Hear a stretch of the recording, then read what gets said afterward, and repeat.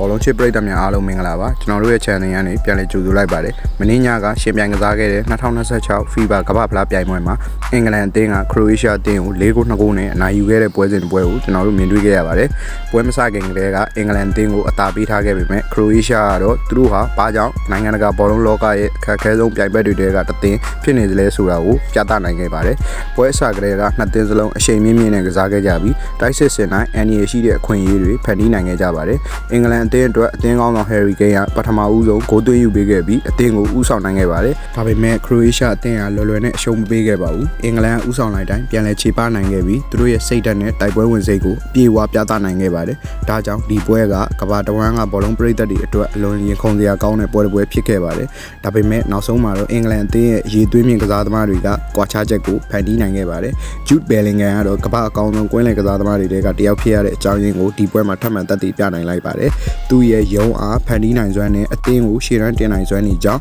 ခရိုအေးရှားအနောက်တန်းအားအမြဲတမ်းဖိအားနောက်ရောက်နေခဲ့ရပါတယ်။ Harry Kane ကလည်းအသင်းကောင်းဆောင်ပြီးသားစွာဆက်ဆောင်နိုင်ခဲ့ပြီးနှစ်ဂိုးသွင်းယူကအသင်းကိုဦးဆောင်ပေးနိုင်ခဲ့ပါတယ်။အသင်းကခေါင်းဆောင်တစ်ယောက်လိုအပ်တဲ့အချိန်တိုင်းမှာ Kane ကတာဝန်ကျေပွန်ခဲ့ပါတယ်။ပွဲပြီးကန်ဒီမှာခရိုအေးရှားအသင်းကခြေပတ်ကိုအတွက်ရှေ့တွက်ဖိအားပေးခဲ့ပေမဲ့နောက်တန်းမှာနေရာလွတ်တွေပေါ်လာခဲ့ပါတယ်။အဲ့ဒီခွင့်ရေးတွေကိုအင်္ဂလန်ကကောင်းအောင်အသုံးချနိုင်လိုက်ပြီးလူစားဝင်လာတဲ့တိုက်စစ်မှု Marcus Rashford ကအနိုင်သေးကြစေမဲ့ဂိုးကိုသွင်းယူပေးနိုင်ခဲ့ပါတယ်။ရှုံးပွဲကြုံတွေ့ရပေမဲ့ခရိုအေးရှားအတွက်အပြူသဘောဆောင်တဲ့အချက်တွေရှိနေသေးပါသူတို့ဟာတိုက်ပွဲဝင်စိတ်အပြည့်နဲ့ကစားနိုင်ခဲ့ပြီးကမ္ဘာထိပ်တန်းအသင်းတွေကိုရှင်ပြိုင်နိုင်စွမ်းရှိသေးကြောင်းဒီပွဲမှာထပ်မံသက်သေပြလိုက်ပါတယ်အင်္ဂလန်အသင်းအတွက်တော့ဒီနိုင်ပွဲဟာကမ္ဘာဖလားခီးစဉ်ရဲ့အကောင်းဆုံးစတင်မှုတစ်ခုဖြစ်နိုင်ပါတယ်သုံးမှတ်အပြည့်ရရှိခဲ့တယ်လို့၄ဂိုးသွင်းယူနိုင်ခဲ့တဲ့ဒီတိုက်စစ်ကဒီပြိုင်ပွဲမှာသူတို့ဟာချန်ပီယံဆုကိုအမှန်တကယ်စိန်ခေါ်နိုင်တဲ့အသင်းဖြစ်ကြောင်း